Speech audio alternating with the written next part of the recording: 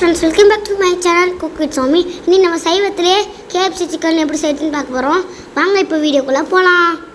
நம்ம கடைகளில் வாங்குற மாதிரியே கேஎஃப்சி சிக்கன் எப்படி இருக்குமோ அந்த அளவுக்கு நல்லா கிறிஸ்பியாகவும் டேஸ்டியாகவும் இருக்கும். கண்டிப்பாக இதை ட்ரை பண்ணி பாருங்கள். வெஜிடேரியனாக இருக்கவங்க கண்டிப்பாக ட்ரை பண்ணி பாருங்கள். ரொம்ப சூப்பரான ரெசிபி. இப்போ பார்த்தீங்கன்னா நான் காலிஃப்ளவரை இந்த மாதிரி கட் பண்ணி வச்சுருக்கேன். அதில் கொஞ்சமாக உப்பு, அதுக்கப்புறம் மஞ்சள் தூள் போட்டுக்கலாம். போட்டுட்டு நல்லா சுடு தண்ணியில் நம்ம போட்டு இதை ஒரு 2 நிமிஷத்துக்கு நல்லா ஊற வச்சிடலாம். நல்லா அதில் இருக்க புழு பூச்சி அந்த மாதிரி ஏதாவது இருந்துச்சுன்னா போயிடும்.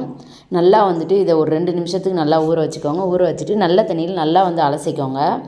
இப்போ பாருங்கள், நான் இப்போ வேறு ஒரு இதுக்கு மாற்றிட்டு இப்போ நல்ல தண்ணியில் நல்லா இதை நான் ஒரு 2-3 நிமிஷத்துக்கு அலசி எடுக்க போகிறேன். நல்லா க்ளீனாக இருக்கணும் நமக்கு.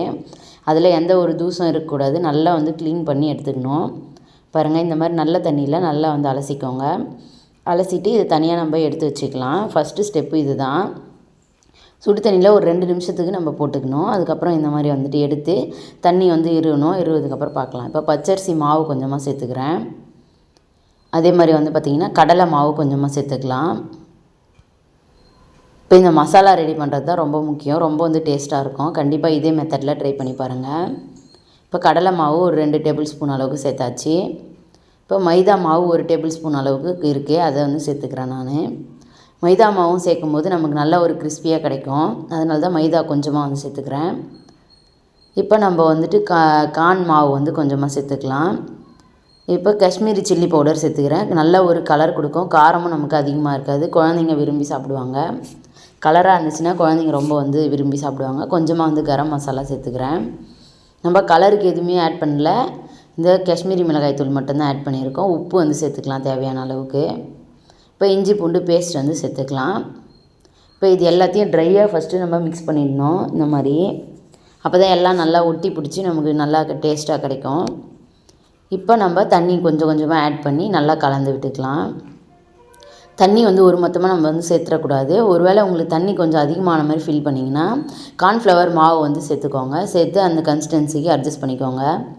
பாருங்கள், இந்த அளவுக்கு நல்லா திக்காக நான் ரெடி பண்ணிட்டேன். இப்போ நம்ம எடுத்து வச்சுருக்க இது எல்லாத்தையும் சேர்த்துக்கலாம். காலிஃப்ளவர் எல்லாத்தையும் நம்ம சேர்த்து நல்லா கோட் பண்ணிக்கணும். இப்போ எல்லாத்தையுமே நான் சேர்த்துட்டேன். சேர்த்துட்டு அந்த மசாலா நல்லா எல்லாத்துலேயும் ஒட்டி பிடிக்கிற அளவுக்கு நல்லா கலந்து விட்டுருங்க. ஒரு 5-6 நிமிஷத்துக்கு நல்லா கலந்து விடுங்க. எல்லா பக்கமும் நல்லா கோட் ஆகணும். பாருங்கள், நல்லா கலந்து விட்டுட்டேன் பாருங்கள். இப்போ நம்ம லெமன் ஜூஸ் சேர்த்துக்கலாம். லெமன் ஜூஸ் சேர்த்துட்டு நம்ம ஒரு 1/2 hour இதை ஊற வைக்க போகிறோம். நல்லா லெமன் ஜூஸ் சேர்த்து நல்லா மிக்ஸ் பண்ணிக்கோங்க. தண்ணி மட்டும் உங்களுக்கு கொஞ்சம் நல்லா கன்சிஸ்டன்சி தண்ணியாக இருக்க மாதிரி ஃபீல் பண்ணிங்கன்னா கார்ன்ஃப்ளவர் மாவு எந்த அளவுக்கு வேணுமோ அந்த அளவுக்கு சேர்த்து அந்த கன்சிஸ்டன்சியை நல்லா இது பண்ணிக்கோங்க. இப்போ பார்த்திங்கன்னா நல்லா ஊறிடுச்சு பாருங்கள் எந்த அளவுக்கு. இப்போ நம்ம பிரெட் க்ரம்ஸில் கோட் பண்ணிக்கலாம். இப்போ ஒரு பீஸாக எடுத்து பிரெட் க்ரம்ஸில் கோட் பண்ணிக்கோங்க. கோட் பண்ணிவிட்டு எக்ஸஸாக இருக்கிறத தட்டி விட்டுட்டு நம்ம எண்ணெயில் சேர்த்து பொரிச்சிக்கலாம். நல்லா எல்லா பக்கமும் படுற மாதிரி நல்லா கோட் பண்ணி எடுத்துக்கோங்க. பிரெட் க்ரம்ஸ் சேர்த்து பண்ணும்போது நமக்கு நல்ல ஒரு கிறிஸ்பியாகவும் வெளில சூப்பராக கிடைக்கும். இப்போ கொஞ்சமாக நான் போட்டு பார்க்குறேன். இன்னும் எண்ணெய் நல்லா காயலை. இப்போ தான் எண்ணெய் காஞ்சி மேலே எழும்பி வருது. இனிமேல் நம்ம ஒன்று ஒன்றா நான் சேர்த்துக்கலாம். இப்போ பாருங்கள், இதே மாதிரி நம்ம பிரெட் க்ரம்ஸில் எல்லா பீஸையும் ஒன்று ஒன்றா கோட் பண்ணி நம்ம சேர்த்துக்கலாம். சேர்த்து நல்ல ஒரு கிறிஸ்பியான கேஎஃப்சி சிக்கன் நம்ம வீட்டிலேயே பண்ணிடுறோம். அதுவும் வெஜ்ஜில் பண்ணுறோம். இப்போ ஏன்னா எல்லோரும் நான் வெஜிடேரியன் சொல்ல முடியாது. வெஜிடேரியன் நிறைய பேர் இருக்காங்க. அதுக்காக தான் இந்த வீடியோ நான் ஷேர் பண்ணுறேன். இது ஒரு நல்ல ஒரு டீ டைம் ஸ்நாக்காகவும் நம்ம செஞ்சு கொடுக்கலாம் பசங்களுக்கு. நான் இன்றைக்கி பார்த்திங்கன்னா தக்காளி பிரியாணி பண்ணியிருக்கேன். அதுக்கு சைட் டிஷ்ஷாக தான் செஞ்சுருக்கேன். நீங்களும் அந்த மாதிரி பிரியாணி ரெசிபிஸ் ட்ரை பண்ணும்போது செய்யுங்க.